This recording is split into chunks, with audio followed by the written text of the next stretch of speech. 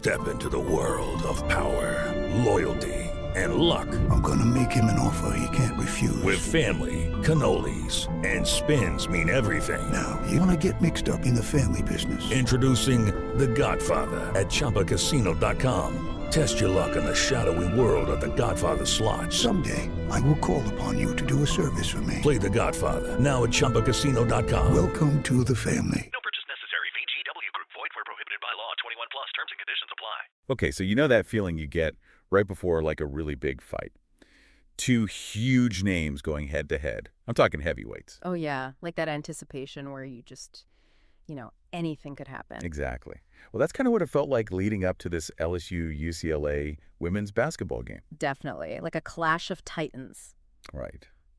And that is what we're going to be diving into today, this game. It's funny you say that because there really was a lot more to this game than what we saw on the surface. Yeah, so let's talk about that. What made this particular matchup so special? What were we looking at going into it? Well, we're going to find that out today, but we've got some great sources here to help us unpack this whole thing. Right. So we've got a really detailed summary of the game itself, which is, essential. We've got an article from SI.com, and actually this article made a prediction about these two teams meeting again in the Elite Eight, which is pretty interesting. Right.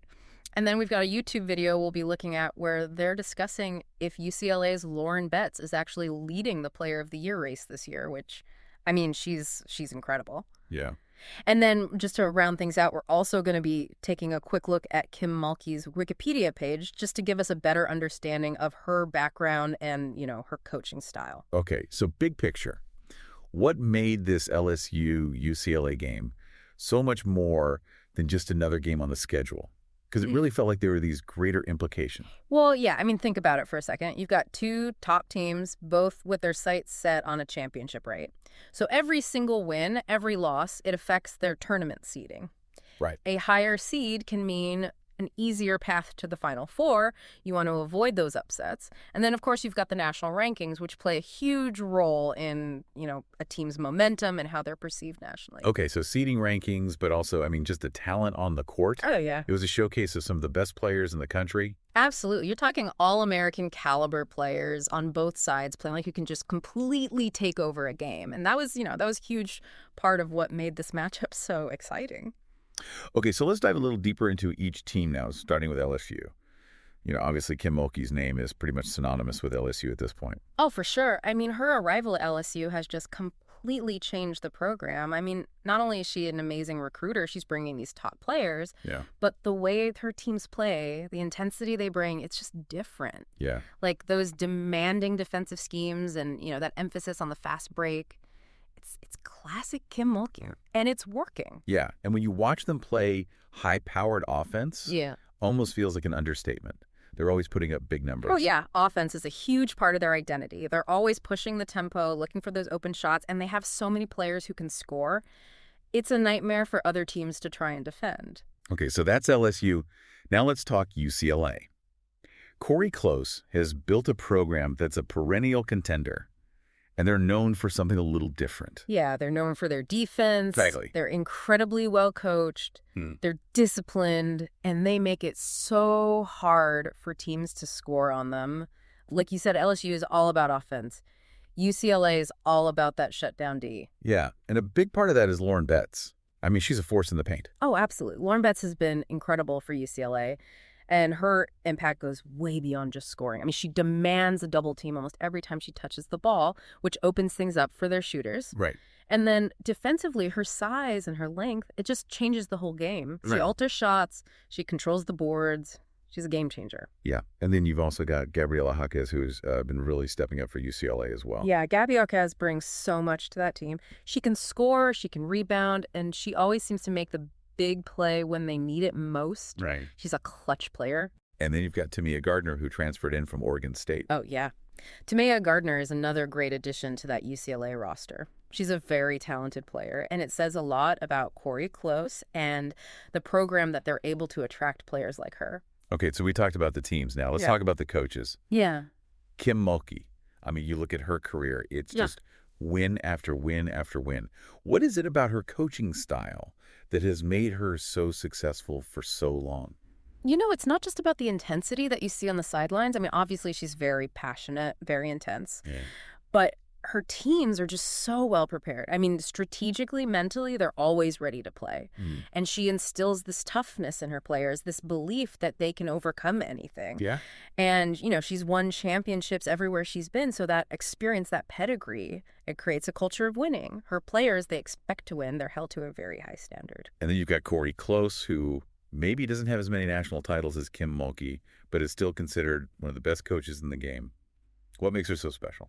Well, Corey Close is amazing at player development. Yeah. She takes these talented players and she helps them reach their full potential. And she's also really focused on building a strong team culture. Her teams are always disciplined, fundamentally sound, and they play together. Yeah. That's a testament to her coaching. Okay, let's talk about Lauren Betts again. That YouTube video that we mentioned talked about her being a possible Player of the Year candidate. What makes her stand out in that conversation?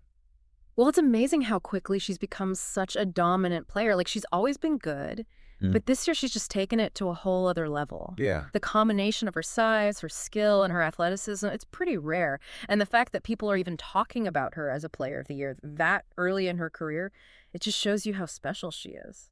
And then again, Gabriela Jaquez. Her versatility seems to be a big theme. Yeah, that's huge in today's game. I mean, Gabby Jaquez can play any position on the court. She can score in so many different ways, and she's a great defender. Yeah. It's a nightmare for other teams to try and match up with her. Okay, so let's talk about the game itself. For those of us who wanted to watch it, it was easy to find, right? I mean, it wasn't buried on some random channel. Well, no, this was a big game. Yeah. You could find it on all the major sports networks, and of course, you could stream it online, which is great.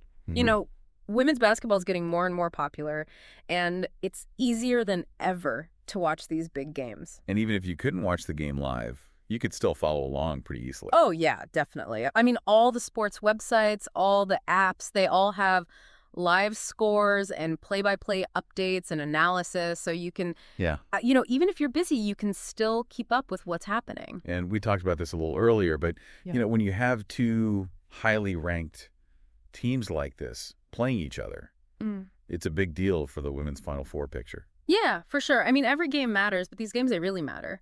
Because you're not just trying to win. You're trying to build a resume for the NCAA tournament. You want to show the committee that you can beat the best teams in the country. And so for LSU and UCLA, this was a huge opportunity to, kind of solidify their position as contenders and, maybe even influence their seeding for the tournament. And it wasn't just people watching the game. It felt like the whole world was talking about it on social media. Oh, yeah. Social media was blowing up. It was trending everywhere. I mean, people were posting reactions, sharing highlights. I mean, it really added to the excitement of the whole thing. Yeah. And, it helps grow the sport when you see that kind of engagement. And then you had the traditional sports media, which also gave this game a lot of coverage. Oh, yeah, absolutely. I mean, a game like this, it's going to get a lot of attention from all the major outlets. And, that SI.com article that we talked about, they were already predicting a potential rematch in the Elite Eight. So, I mean, people are already looking ahead to the next chapter in this rivalry. So to sum it all up, this LSU versus UCLA game, it was a big deal. It had everything you could want. The stars, the coaches, the intensity. It really did. It was a great example of how far women's college basketball has come. I mean, the level of play, the athleticism, the strategy, it was all there. And the fact that so many people were watching and talking about it, it just shows you that the sport is growing and it's only going to get bigger. Okay, so here's something to think about. We've got LSU with that incredible offense and UCLA with that lockdown defense. And we know that some people are already predicting a rematch in the Elite Eight. So what could these coaches do? I'm talking Kim Mulkey and Corey Close. Oh, yeah. What could they do differently? What adjustments could they make to give their team an edge if and when these two teams meet again? What can be the key to winning that next game? Because the stakes are going to be even higher. Yeah, that's a great question. Right. And I think it's something that both coaches are probably thinking about right now. Exactly. All right. Well, that's all the time we have for today's deep dive. But as always, we'll be back soon with another fascinating story from the world of sports. Until then, keep those conversations going and keep thinking critically about the games we love. Yeah, thanks for listening. Today is your lucky day. Today is the day that our $3 website works for you, paying you directly to your PayPal daily. Imagine $3 ongoing continuous payments to your PayPal account. Imagine falling asleep and waking up to $300 in your PayPal account. How would this make you feel? How could this help you? What bills could you pay? What kind of fun could you have? What does that retirement look like now? All for a one-time payment of $3. This website is DFY done for you, fully built and completely hosted, and never stops collecting payments for you. You have spent $3 on coffee on a regular, but that coffee won't help you create multiple streams of income. Click the link below. Ryan Seacrest here. When you have a busy schedule, it's important to maximize your downtime. One of the best ways to do that is by going to ChumbaCasino.com. Chumba Casino has all your favorite social casino games like spin slots, bingo, and solitaire that you can play for free for a chance to redeem some serious prizes. So hop on to ChumbaCasino.com now and live the Chumba life. Sponsored by Chumba Casino.